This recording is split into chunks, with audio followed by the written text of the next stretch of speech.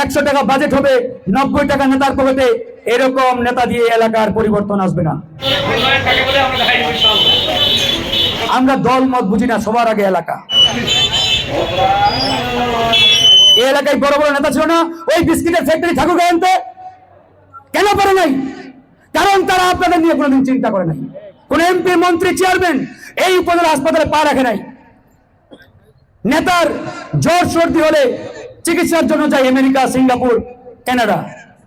আর আমার ওই প্রত্যন্ত পারিয়া ইউনিয়নের একবারে সীমান্তবর্তী কোনো মানুষ যে দিন আনে দিন খাই, সে তো আমার এখানে এসে ট্রিটমেন্ট নিতে পারে না, ডাক্তার পায় না, ঠিক না?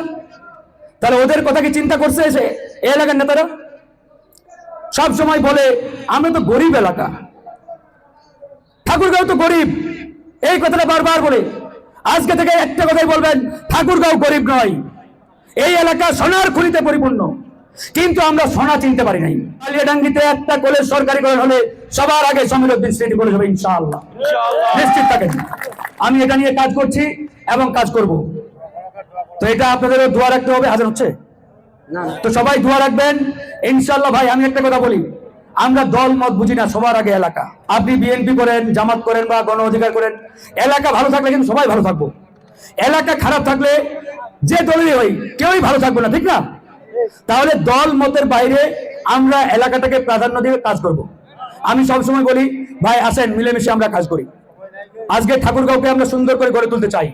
আমাদের এই এলাকা অনেক অবহেলিত ছিল, অনেক বঞ্চিত হয়ে আসছে, আর বঞ্চিত হতে দিতে চাই না। ইনশাআল্লাহ সুযোগ আসছে, আমরা কাজে লাগাবো।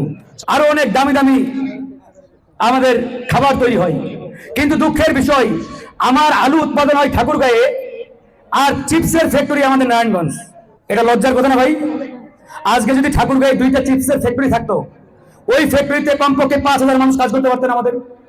একদিকে কর্মসংস্থান তৈরি হতো, আর একদিকে আমার এলাকার মানুষজন আলুর সঠিক দাম পাইতেন, গমের দাম পাইতেন, ভুট্টার দাম পাইতেন। যখন ফসল উৎপাদন হয় ওই সময় আমার এলাকার মানুষ দাম পায় না। মানুষ যেহেতু সার বীজ ধারে দেনায় বাকিতে নিয়েছে, বাধ্য হয়ে ধান কাটার সাথে সাথে ধান বিক্রি করতে হয়। দাম কত? অর্ধেক। গম উঠার সাথে সাথে অর্ধেক দামে বিক্রি করতে বাধ্য হয় কৃষকেরা। আর ওই গম নিয়ে যায় বরিশাল বিস্কিট বানাতে। কেন ভাই? এই এলাকায় বড় বড় নেতা ছিল না, ওই বিস্কিটের ফ্যাক্টরি ঠাকুরগাঁও আনতে কেন পারে নাই? কারণ তারা আপনাদের নিয়ে কোনোদিন চিন্তা করে নাই। ধর্মগড়, কাশীপুর এই এলাকাকে উন্নয়ন কাকে বলে দেখিয়ে দেব। এগিয়ে চলুন জোরসে, আমার হচ্ছে লুঙ্গি, রপ্তানিতে শীর্ষে, বিশ্বমানের লুঙ্গি। এ পর্যন্ত প্রায় 50টার মতো মন্দির, মসজিদ আমরা পাস করেছি এবং আপনাদের কাজগুলো করে দিয়েছি। গতকালকে আপনাদের পারিয়া ধনতলা ইউনিয়নে গেছিলাম, 15টা মসজিদ বালিয়াডাঙ্গিতে হয়েছে আপনাদের। ধারাবাহিকভাবে এগুলো আমরা উদ্বোধন করে দেবো ইনশাআল্লাহ।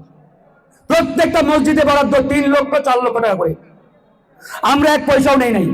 আমি বলেছি ওই আগের নেতাদের মতো 100 টাকা বাজেট হবে, 90 টাকা নেতার পকেটে, এরকম নেতা দিয়ে এলাকার পরিবর্তন আসবে না। 100 টাকা বাজেট হবে, 100 টাকা এলাকার জন্য কাজ হবে। এটাই আমার পরিষ্কার কথা। প্রত্যেকটা মসজিদে দেওয়া হয়েছে, আপনারা খোঁজ নিয়ে দেখেন।